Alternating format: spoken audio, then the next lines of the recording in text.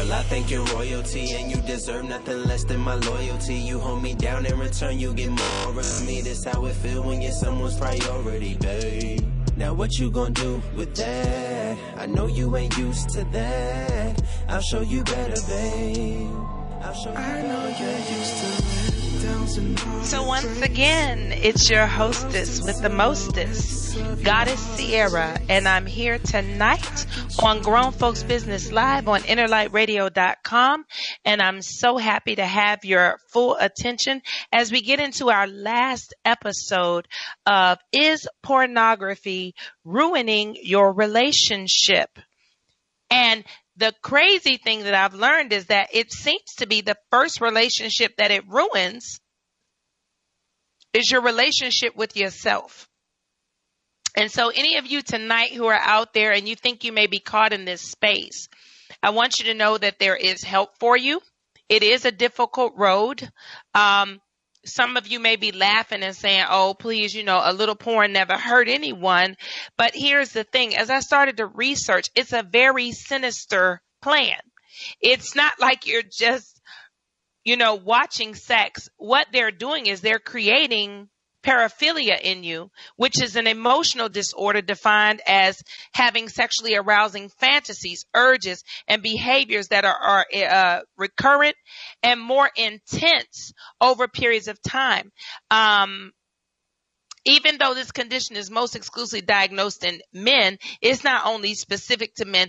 I believe that women have it for things like shopping and shoes, but they think that is normal behavior because women are trained to do those things. But I know women who have literal orgasms for shoes, and so that's a bit weird to me. But, they talk about men with this. These are the conditions that when they get out of control can have a person really needing intense psychotherapy. Paraphilic behaviors can get you into pedophilia, which is, sexually attracted to young children before puberty. It can get you into exhibitionism, which is your excitement by exposing your own genitals in public. It can get you into voyeurism, and that's peeping around people's houses. And here's the thing. As I looked up all the researches on this, it is so amazing that the condition that they're out here treating is the very same condition that they're promoting through the use of pornography. So once again, you know how I am about the whole setups and being awake. I think it's very strange that you have an industry that's up that is promoting the very things that you have a psychiatrist saying is a problem. That seems really willy-nilly for the entire world. Sexual masochism, which is the sexual excitement from being the recipient of threat or being given actual pain. And then you have sadism, which is the excitement from being threatened or also given pain. They look a little different. They sound close, but they're a little bit different. And then you have transvestite fetishism, which is the sexual excitement of wearing the clothing of the opposite sex. So men dressed as women. I saw that a lot as I was going through the research, men that had on garter belts and women's underwear. And that was a bit peculiar for me, but it arouses them. And frotteurism, which is the sexual excitement from touching or fondling an unsuspecting person, which happens a lot on the subway trains in New York. And so watching this type of I don't even know if to call it entertainment, because it's really destroying people's lives as I've gone through my interviews this week. And the thing about talking on Grown Folks Business is we never want to talk to you to judge you. We just want to get a clear understanding, because I think a lot of things turn into devastational aspects of living because we like to hide a lot of things. So here at Grown Folks Business, we just like to open up the platform for a conversation. So if you're running around in women's underwear and you're a man, I'm not going to judge you, but I would like you to call in at 310-928-7733 and tell me about your experience running around in women's underwear. ladies, unfortunately, it's billed as normal when we wear. They even sell a type of underwear called boy shorts, and girls love them. I don't wear them because I'm not a boy, and I don't like the title boy shorts, and I'm a woman. That energy around that whole campaign doesn't sit well with me. A lot of young ladies that I know wear them, their sexual energy is extremely masculine. I'm not saying that for every woman if you wear boy shorts. And here's the thing. Some women think that they're feminine because they're pretty. That isn't true. Your energetic space can be very, very masculine. And so, you want to be careful to guard your sensuality and your sexuality, because there's like a predatory pathology out in this multiverse that is coming for you 100-fold.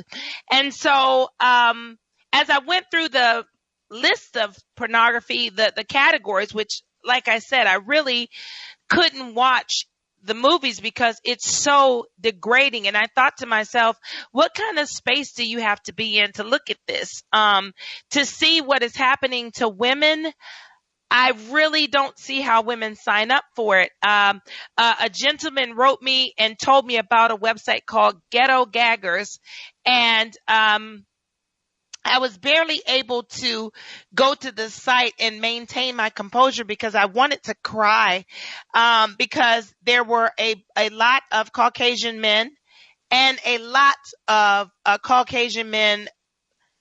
I can't even call it abusing because the women signed up for it, but it looked very abusive towards women of color, mulattoes, as they said. They had these very despicable titles.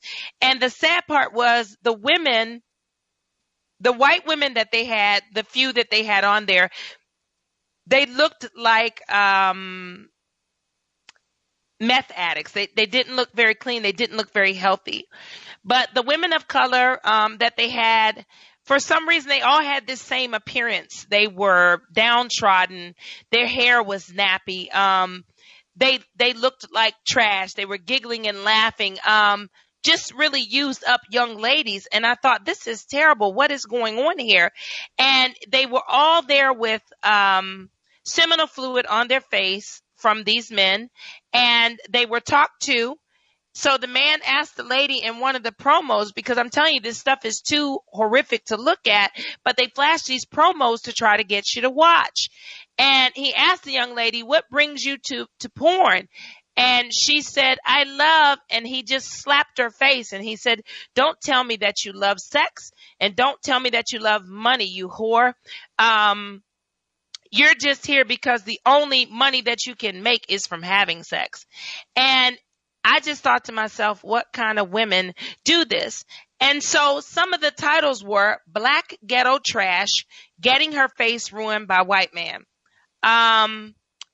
Black Chick Getting Her Anal, you know what, by Two Gringos. Black Slut Takes White So-and-so. And it was really just outrageous to look at the women that placed themselves in this position. And I thought to myself, what in the world could possess a woman to turn herself into like the lowest space on earth? I mean, when you see their faces, when you see it, it almost looks like it should be criminal. Fat black slut. I mean, this is what you're signing up for, women. This is what you're allowing your image to be put onto for the rest of your life, all over the internet, for some money. Skinny B, skinny back black B, gets her face up. Fat black slut. All of these things, and it was it's a very popular site. Then you go to other sites like xvideos.com, and that's where I found this doll baby situation. And I was quite puzzled because I thought to myself, doll babies, but there's actual doll babies that they have now. Not, caller, can you please mute your phone, please? You're live.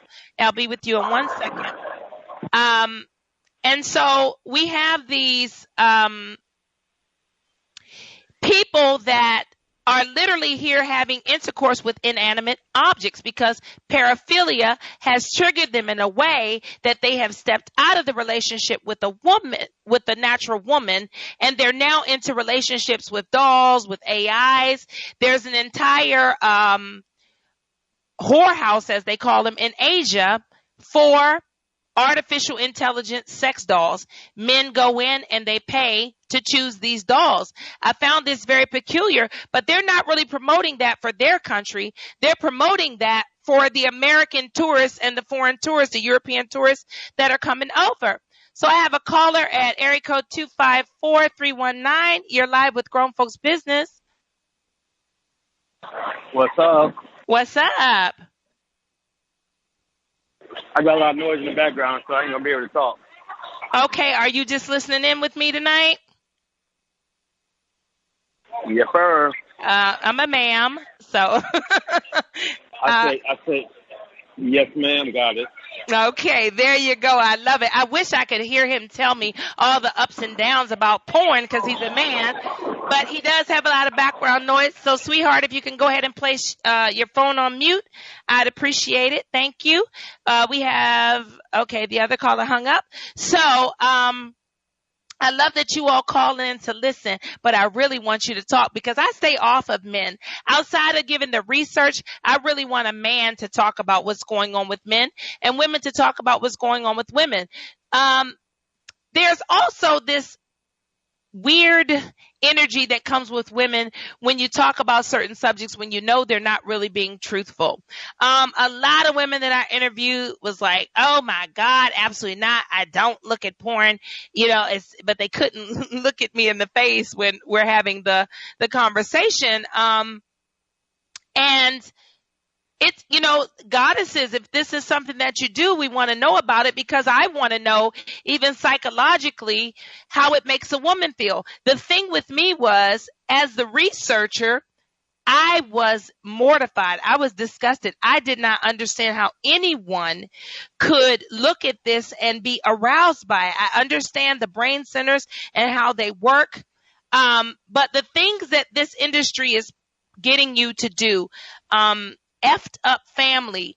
Basically, they want you to look at titles that say mother having sex with son, father having sex with son, father having sex with daughter, stepdaughter.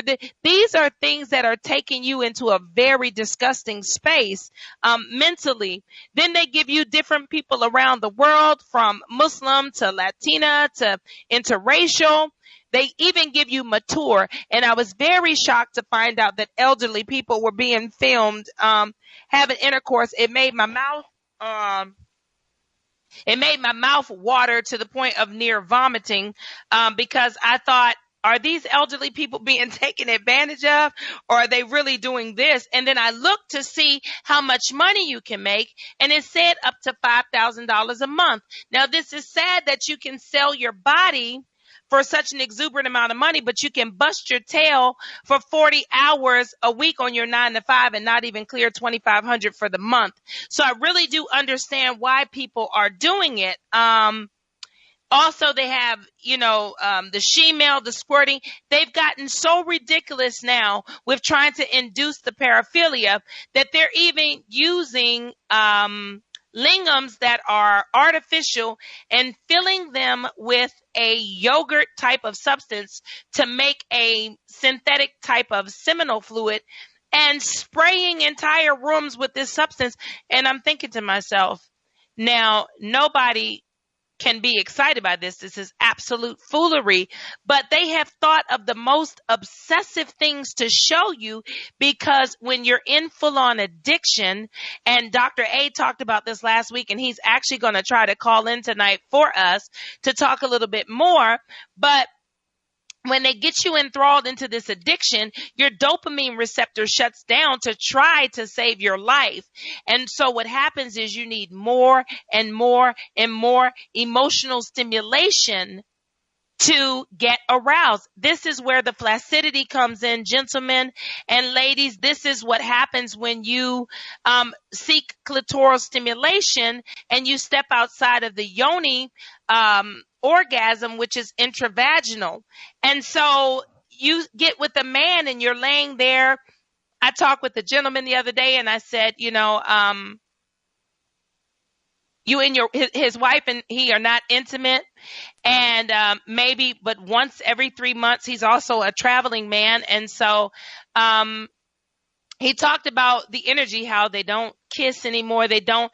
And I'm thinking to myself, this is happening in so many households. Number one, you all have the television in your bedroom. No, get that energy out of your bed chamber.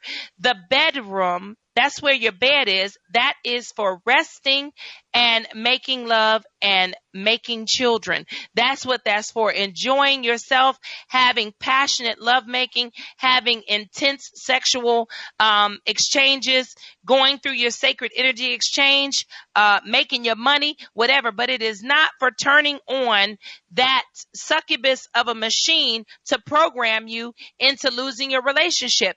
When we are more engrossed into what Hollywood is doing in their relationships, we're ready to look at contrived relationships, all of the reality shows. These folks will get you to marry people for ratings and all this type of fake husbands, fake wives, fake houses. And even though we know that it's rigged, we have to ask ourselves, what's going on in the brain that's causing us to desire to see this? It's starting to get into compulsive behaviors. You also have non-paraphilic behaviors. And when these are taken to the extreme, they're recurrent, they're distressing, and they interfere with your daily functioning. And it's that's compulsive masturbation, compulsive love relations, compulsive sexuality in a relationship, or desire and a fixation on an unattainable partner. That's non-paraphilic behaviors. So ladies, when you keep looking at, Jerome or Scott or Steve, and he is not thinking about you, you are in non-paraphilic CSB. This is your issue. And that can turn into paraphilic behavior. That's where you start, sneaking outside of his window, combat rolling on his job, putting tracking devices on his car, all these type of things on someone who doesn't want you.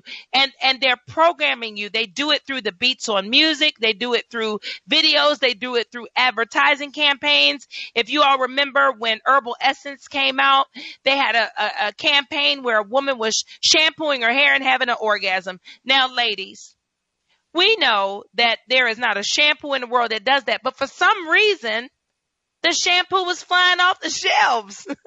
And I remember thinking, are people this peculiar that they are buying shampoo because they think that they're going to orgasm? I was a young woman when Herbal Essence campaign came out, but I had more sense than that. Your cologne ads. Why are your cologne ads filled with sexual images, as if you smell a man? But listen, I'm not even gonna lie, some of these brothers smell so good they make you want to have one of those commercials with them. Absolutely. But it's as if to say you smell a man and all of your clothes fall off. Jador, you don't know whether you're watching a commercial or whether you're watching soft porn. I went out this week and I talked with a lady at Barnes and Noble. She actually works there. And she told me that a book was flying off the shelves, and that book is called Milk and Honey. And I said, okay. And she said, it's flying off the shelves for children. Parents are buying it, but it's pornography. Here's the thing, parents. It's very subtle. It's got a blank title. It just says Milk and Honey. It's a black book with like white writing. Doesn't look like anything. I said, can you show it to me, please? She took me to the book. I opened up to one page and I shut it. Things like that don't excite me and don't turn me on, and I just don't behold it on my eyes. But I quickly saw that it was basically written pornography to utilize your imagination, to turn on those dopamine receptors. But here's the thing. Parents are buying it for their children. Why? Because the children know what's going on and parents, we don't. And so you think because your kid wants a book from Barnes and Nobles that it's a great book, and you run in there and you buy it, and you have no idea that you just purchased pornography for your child. We have a caller, area code 323-450. You're live on Grown Folks Business. Hey, this is Daryl Mooney. How you doing? I'm awesome. How are you? I'm fantastic. Awesome. I'm glad to have a king with me tonight. So, absolutely. what do you want to tell me about? Have you experienced pornography? Oh, absolutely. Okay. And Absolutely. did you notice any Now, physical change to your body? no, not at all. Now, being a Tantra teacher, instructor, and practitioner, that's sacred sexuality, Yes. any form of porn can be usable. It depends upon your mindset. Now, what you want to do, there's different kinds of porn. There's hardcore porn. There's also softcore porn. That's from a woman's perspective. Allegedly. Most porn, huh? Allegedly, right? No, I know that's for real. I've seen them. You have No, very. no. What I'm saying, allegedly, from a woman's perspective. That's a man producing a movie believing it's from a woman's perspective. I've seen No. You have women. No. You got to do your research. I have done my research. Who are producing pornography. Yes, they're women producing now. It's a moneymaker. But here's the thing. I've seen the soft porn. As a woman, it does nothing for me. So that's why I said allegedly. For other women, that may be great. I'm just not into pornography at all. That's white women. That's white women. White women. That got nothing to do with you. Come on now. That's the way Cinemax was when we were growing up at 10 o'clock. When your parents went to bed, Cinemax was playing soft porn, if anybody remembers that. But I'm telling my age right now. You ever seen Brazilian porn? Yes, I have. But very, very feminine. Very feminine. But anyway, pornography it has a whole is a negative, but you do find, because I was on years ago, 15 years ago, I was a pornographic research. I had Asian porn, Brazilian porn, African porn, European porn, I had all soft porn, black porn, all kind of porn. So you were a pornography connoisseur. Yeah, I was like a connoisseur. I was looking for people are looking for transcendence through that. They don't know it. They're looking to transcend and go to another level, but what they do, most pornography keeps you in the lower chakras. Absolutely. And it cannot raise the vibration up into your upper chakras. But there is an intensity and there is a lower chakra excitement about it. It just doesn't go to the next level. Now you have tantric porn. Okay, if you go on, I'm talking about where you have sacred sexuality in a pornographic sense. Right. And all you got to do is research it on Google and look for tantric porn, where they're moving the energy through the kundalini. They're moving the energy into the higher centers. And the sexuality is on another level. So there's nothing wrong with watching naked bodies making love. It's just that what is the intention and what is the POV of the practitioners themselves. So, I can respect what you're saying. Here's the thing. As a tantrika, as a daikini, I have no desire to watch other people have intimacies. I respect the sacred space of that. I know that there are people who are all into orgies and 3 ways and 8 ways and 20 ways, and that's great for those people. My point of view is I don't want to see anyone doing anything that is sacred. That I don't want to behold that, and I don't want anyone looking at me. You educate yourself through your own cellular memory. What's going on with? That isn't an education for me. It could be an education for some people. I educate myself in a different manner. It isn't an education for me. Now, I can tell you, I saw pornography when I was younger, and what it has turned into now is nothing that I ever beheld. The level of violence, disgust, and disturbing imagery that the younger generation will be fortunate to behold is something that is very shocking to me. And I am showing my age. I don't want to look at any of that. It's vile and really perverse and disgusting for my personal taste. For anyone else who's loving it, great for them. But I wish a man would slap my face and stick his lingam in my mouth. I can tell you now, we're going to need 2 different cars to show up, an ambulance and a police car. And I can promise you I'm going into the police car. And he will be transported. The young people today are insensitive. Yes. They're feeling anything they need intensity on every level. The drugs is different. The dancing is different. The music is different. Everything is different with them. What's hard for you, for them, it's just every day. They doing stuff that we would never have done. Lord Jesus. But that's where it goes. See, listen to you, Lord Jesus. You sound like the old folks. Listen, I'm telling you, the things I witnessed in this research, brother, they made me physically sick. I threw up.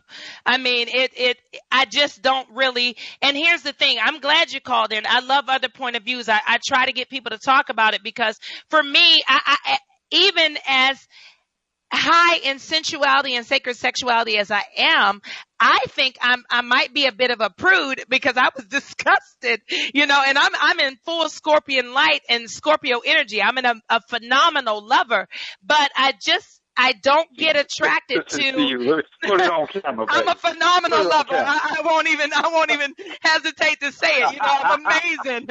I'm taking paychecks over here. I'll buy your first video. Put it on camera. Listen, I'm not putting anything on video. That's the thing. And for any of you brothers that got some of them old tapes, I'm not running for Congress, so I don't care. Back in the day when I didn't know my worth, sister was on tape, but I'm not on tape anymore because I understand the sacred sexuality of it all. And I'm a phenomenal lover. Listen to you. Listen, I'm phenomenal. I'm well trained.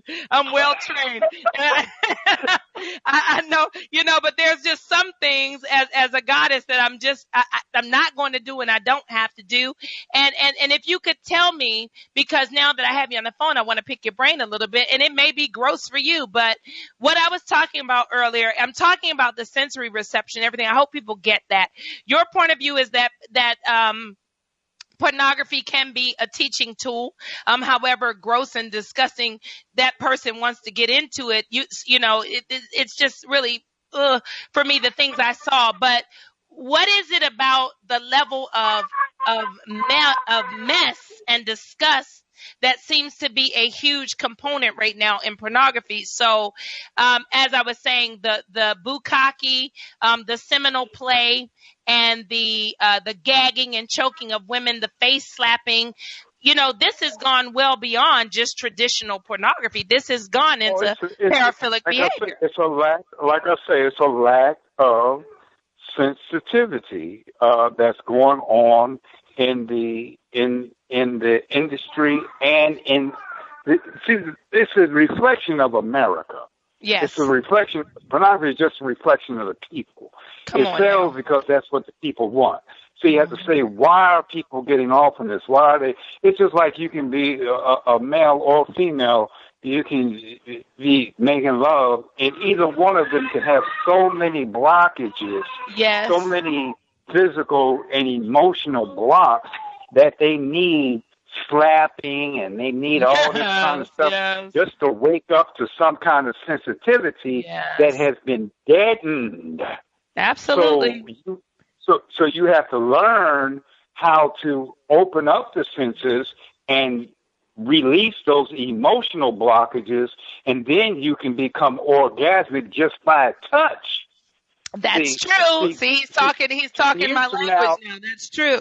10 years from now, you're going to see pornography where they're going to have to hit somebody outside the head with a baseball bat before they make love. Listen, they're going to be out here making love to zombies and biting necks. I'm telling you, it was some of the things I saw were extremely disturbing, especially taking non-consenting animals and having your way. This is just, and here's the thing, it's a lack of sensitivity, but I also wonder, who raised you people? Because some of the things I saw were so peculiar, especially this new thing with the dolls. So being a porn connoisseur, what would you say that your treatment of a woman consists of? How are you with I'm sorry, I'm not even into it anymore. It's like I did my study of it. I went through that whole piece, and that was over 10 years ago. And you didn't feel that your relationships were impacted? No, because I was always taking what was needed, taking what was useful if I could find anything. And in certain pornography I could, and then I would take what is useful and then transmute the energy and take it to another level. Right. So you were working more in that's more like metaphysical, learning. It wasn't like you were just one of these guys. I tell you, I had a gentleman one time that wanted to date me, and he had a very good job. He was a chief of police, and he was a very upstanding brother. And when he took me to his house for the first time, I was stepping over all of these VHS tapes. Yes, people, VHS tapes. This brother needed DVDs. They were stacked from the floor to the ceiling. And I thought to myself, are these like police surveillance? What's going on? And he was like, you said he was a who? He was a chief of police. Do you know the biggest police, most police end up marrying prostitutes? Well, I can tell you what, this brother had a appetite. And this was the thing. He wanted, when we were dating, I found out because we never had intercourse.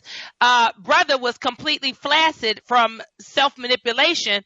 He said, I just need you because you're beautiful to stand out here and get your picture taken. And, I'm going to take care of you for now. He had no desire to touch me. And I thought to myself, yeah, bruh, actually, when I get married, I'm going to actually want to be touched. And he just basically wanted me to stand up and be the token woman. And I thought to myself, what is the problem here? And I told him, I'm not going to be the right girl for that. No, thanks. And he thought because he had a lot of money that would be a great life for me, because I was young at that time. I think I was maybe 22 and he was about 35. You know what I'm saying? Yeah. And he had, he just like how you talked about for me, he had a whole section of Japanese. He had Brazilian. He had everything.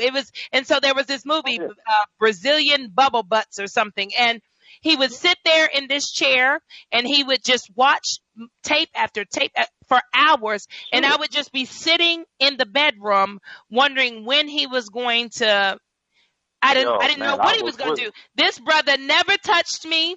He had a flaccid frank, he just sat in his hand and rubbed on his lingam until that drizzle came out after watching probably 5 and 6 hours of pornography. And I just thought, That's cop psychosis. I was with a policewoman.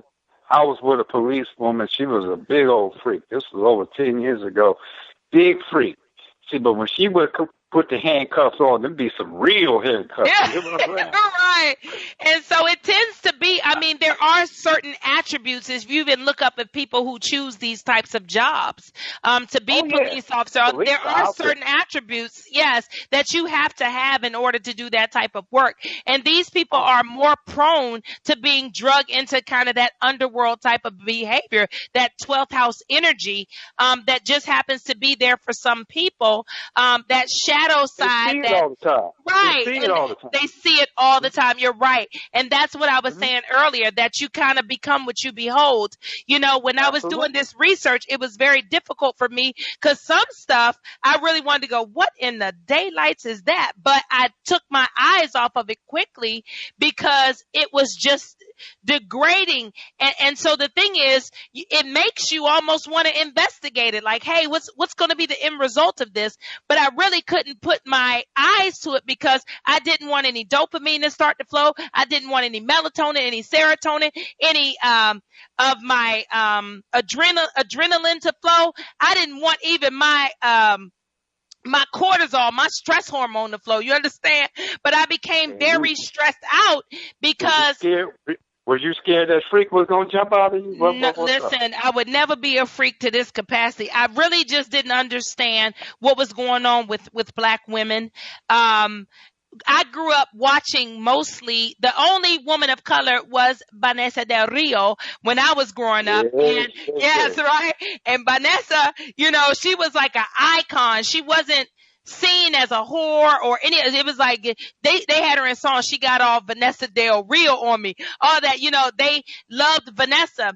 She was the only woman of color that I ever saw in pornography until I became an adult. But when I was younger, I saw Vanessa Del Rio. And here's the thing, as a young girl, although I shouldn't have been being shown pornography, when I saw it, it really just did nothing for me. I really didn't understand what was happening, but I understood when someone then tried it on me. I was like, oh, this was supposed to get me into the ideology of that. And so this is what I'm talking about, people. So now, because of paraphilia and what they're producing, you can have your boyfriend showing your daughter pornography so that he can break her in. So, this brother has come on talking about the positive effects, and I started out talking about the negative effects because that's all I saw in my research. I saw the soft porn, and he's right. It just kind of made me go, God, I would fall asleep on a man if he was doing that with me, because I think that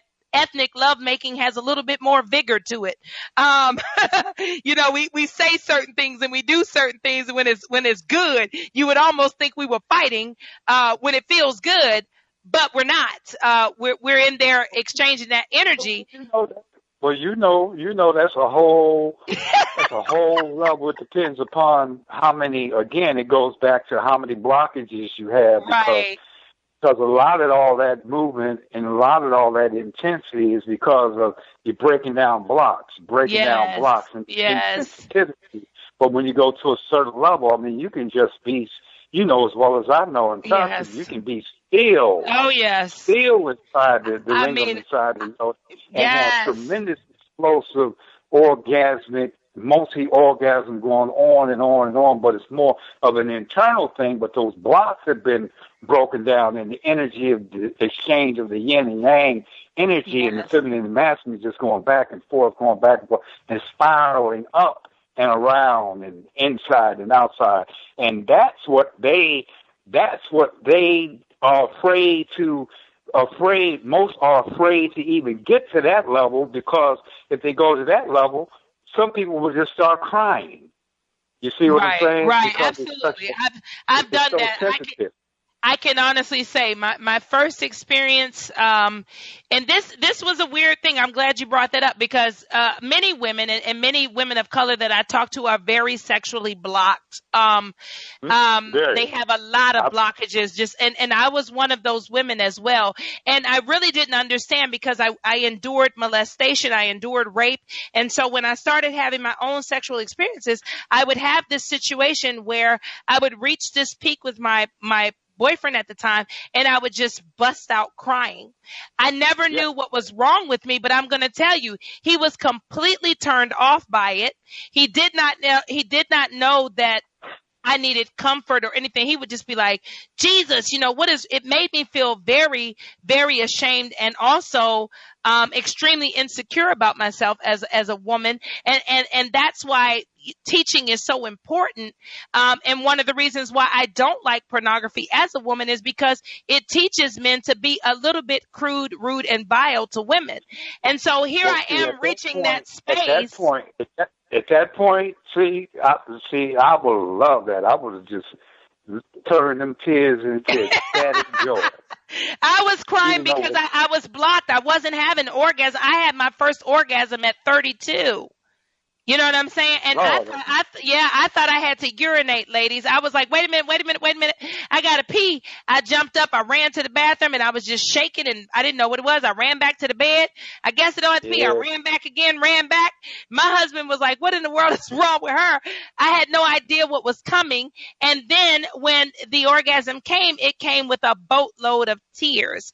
I was mortified. I was embarrassed. I didn't know what was wrong, and I didn't find out until I was 44 what that was all about. Actually 42, as I started down my walk as a tantrika and into I got a question for you. Yes, my love. I got a question for you, Miss Dakini. He's going to question the host. Question me, bro. I got a question for you, because you gave me two or three bouts of tears at different times. Oh yeah, right? There were tears. Okay, now that you are at another level, when was the last time you cried having a sexual experience? Gosh, I can honestly say that I can do that at any point in time, because I recognize. How does it feel now? What kind of tears are those now? Now it's a beautiful space. It's the awakening space. Hello. You and Creator. Hello. And so it is a beautiful space.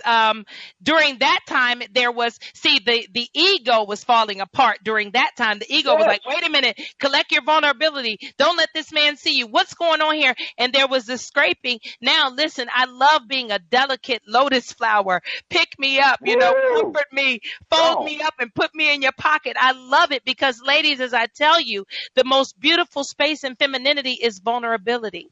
That vulnerability will make you want to submit to a king. Submission is not a bad thing. It's a beautiful thing. It's the power of femininity if you understand what submission is. You see what I'm saying? But many of us don't understand what it is. Exactly. A man has to be able to handle it and not allow his ego to see it as control.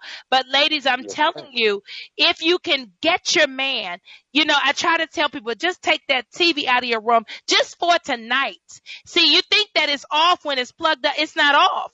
That thing has a frequency and it's putting you into depression. It's programming you. It's here. I met a man who was responsible for Viacom. He said, we came up with media, but it's really an acronym. I said, what? He says, MEDIA. I said, well, what was it for? He said, the multi-ethnic distribution of ignorance in America. MEDIA. He said, we understand that if we take any culture and bring them to America and set them in front of the television for 6 months, we understand that we can get them into complete ignorance. Complete ignorance. And so you have to understand that this television is taking you out of your love life.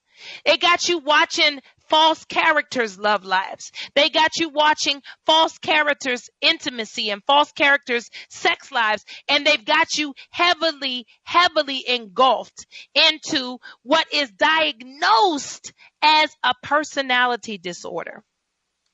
So you literally have an industry here that is promoting mental disability, mental dysfunction.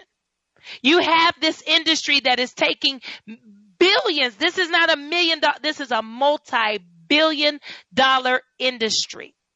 And it is giving you mental issues, physical issues, physiological issues, and you have no idea what is happening to you. As a Daikini, as I said, I see many men, and I love you all, who are completely into the energy of erectile dysfunction. And I ask them, what do you do? What do you do? And they always tell me pornography, masturbation.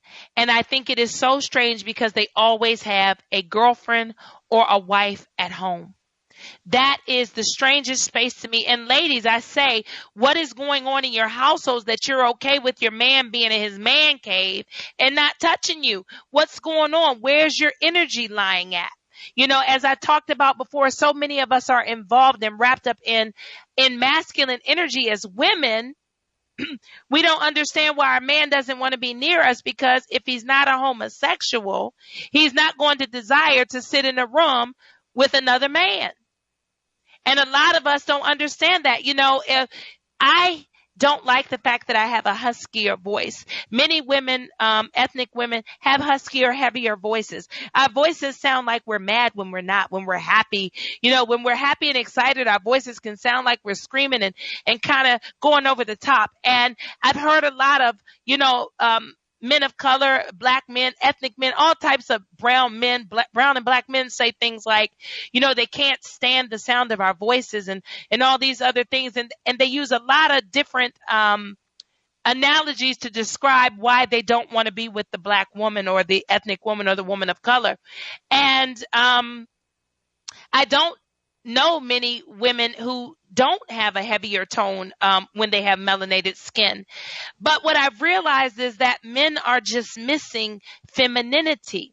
And so when they hear a softer voice, when they see the flip of a hair, when they have certain things that they believe, see, men have constructs that they believe women are.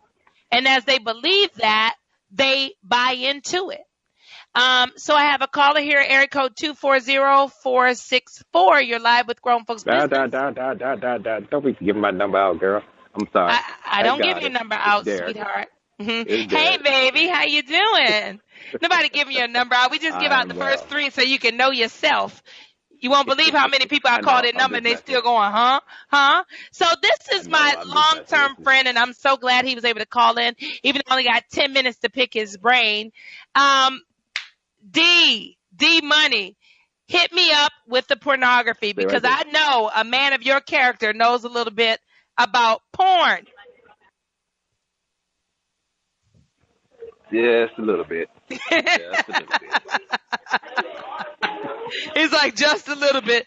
Now listen, have you found yourself in your older age? Is it something that you participate in? Yes. It is. Wow. Well, no, to an extent. Hold on. I don't want to, I don't. No judgment. No judgment. I'm saying you still can behold it. My life is dedicated to porn. No. Okay, right. So I know what you mean. Here's the thing. Now, you know me, I'm a married man. Yes. And I want, and most men can identify with this as well. And here's the thing. Most men that are in dedicated relationships watch porn to stay faithful. Really? Now I know that sounds. That is so peculiar. What makes that but make you stay faithful? Because if they feel like, some men feel like if they release it that way, they're not cheating. And as long as they don't have the actual interaction with an actual woman, then it's cool with them. Now, what they don't realize is they are cheating because they're taking away from the actual intimacy between him and her. Absolutely. Thank you for actually admitting that, because I'm going to tell you, that drives me crazy. I was talking with a brother, and he told me that his wife walked in on him masturbating. And I asked him, why were you masturbating when you have a wife? And he was like, because I like this particular woman. And I just, it was some type of porn woman. I didn't know the name when he mentioned it, but it was a woman in pornography. And he said, I'm attracted to her. So I watched her. But here's the thing that I'm psychologically concerned about. Are you all fantasizing because you're actually looking at a man being with a woman? And that seems psychologically peculiar to me. So do you all somehow trade places with the man? Here's the thing about that. It depends on the person. Everyone has their own reason as to why they do that. Mm-hmm. So it's not giving away what I do it for. Right. But there's many scenarios when it comes to that. I can at least think of 5. Oh, wow. Listen, I'm going to have you back on the show to give me at least 4 of them. And here's the thing. Like I said, there's no judgment. I appreciate you telling me, because here's the thing. Women and men, our brains are wired completely different. And I think a conversation is needed so that we can understand. It's like Steve Harvey said the other day, when this woman said that she's pissed off that her husband won't stop eating her food that she leaves in the refrigerator. And Steve told her, look, it's man law. It's man law. And I no, did you? And I think that we live in a culture now where women want to chastise men for what is man law. And I'm not certain if pornography is kind of man law. And that's another show. I swear that's another show, because we can talk for hours about that one. But Man let law. me, but just for the sake of staying on topic, the thing about, watching porn, it's an escape from reality for some as well. Right. That's true. They realize that, they can step into another realm and be in that moment with another person and also have the same sensibility of not actually cheating. Like I said, most people that are in committed relationships, those are the ones who are appreciating porn the most. He said appreciating. Well, here's the thing. I didn't appreciate it at all. Maybe you can shoot me a text of some sites I could appreciate, but what I saw was literal woman abuse. Notice what I said. Most men. Yes, I know. I'm trying to find out. I'm trying to find a woman that will tell me that she appreciates it. But I haven't found a woman yet. In my 3-week episodes, I haven't found a woman yet that would even tell me that she watched it. Like I said, I saw it growing up. Not something that I watched in my adulthood, not something I watched in my relationships or my marriage, but I always knew that my partner was watching it on the slick. And I thought, how terrible is that? Because I'm an amazing, sensually sexual, gorgeous goddess. Who in the world wants to look at porn when they have me next to them? Well, here's the thing about that. Are you actually doing everything that he wants? So you're doing everything that you want.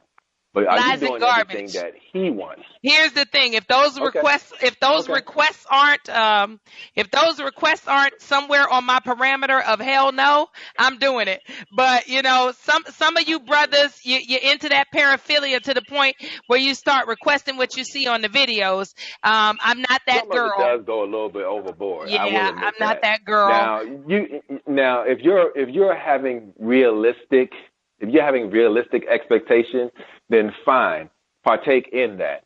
But when it comes to the like for me, here's the level where it goes too far. The BDSM, the S&M, and for you, because for some people they need that. Right. For some people they need that. For you, it's too far. Most men in committed relationships, for the man, there's a certain level, and for the woman, there's a certain level. Right. Most of the times, the men's levels are a little higher than women. What the man has to realize is that, my level is too high for her, and I have to respect the fact that she doesn't want to do that. So I can look back on certain things because for years, my husband wanted me to have intercourse in the car. And I just thought to myself, I am a grown woman. What in the world? Heck no. I realize now that wasn't really that big of a deal, but I was always frightened that we were going to be, rapped on by the police and taken to jail. Mm-hmm. And so I would never do it. That's probably a simple request from a married man. That is awesome. Right. I was just like, listen, I can't do that. I can't do it. Now I'm pretty much thinking I can probably do it in a car. And so I'm lowering my parameters a little bit and my expectations here. But I want to thank you so much for calling ND. I love you. As tall as I am, I need a bus. Yeah, you are tall. And if I catch you on a bus out here in these streets, I'm going to lose it. Because listen, don't everybody need to see what a brother's working with. That's all I'm going to say. And with that being said, I want to thank you for calling Grown Folks Business. Listen, people, this wraps up our segment. Thank you so much, baby. Love you. Love you too. I'm wrapping up this 3-week episode on porn. I found it very, very necessary to have this conversation because I am seeing so many clients who are suffering from the effects of porn addiction. And I wanted to open up a conversation. I'm so thankful for the kings that called in tonight. I appreciate you. I appreciate you enlightening us. You even took a little extra judgment off of me. No, Grown Folks Business doesn't judge, but Goddess Sierra has that little bit of ill factor. And actually, these kings calling in really helped me because now I understand their psyche of it. And I wish some brothers had just told me when I was asking. But once again, in America, everyone's having sex, but nobody wants to talk about it. And so you know how we love to talk about it on Grown Folks Business. We'll be back next week. I'm not even certain what I can segue into after this. I really want to talk about all of these artificial intelligence sex toys. I'm telling you, but I feel like I need to order one. I'm watching people that have this behavior online, but you can't really see what's going on. They even have a company that is promoting it to the widow. Like, if you lost your wife, just send us a picture of her and we'll make you a special droid that looks like your wife. And I think that is really crazy. So I might do some more research and we'll talk about that. Anyway, we want to thank you so much for seeing us tonight on Grown Folks Business. I'm your hostess with the mostest, Goddess Sierra. Goddess Earlene wasn't in tonight. You know the deal. She's chasing that paper. And until then, we'll see you next week live on Grown Folks Business. And we're out.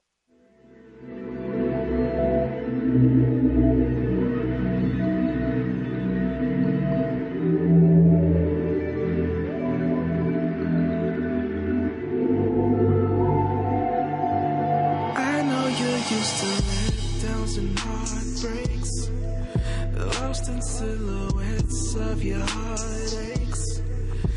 I can show you better, babe. I can show you better, babe. I know you used to letdowns and heartbreaks, lost in silhouettes of your heartaches.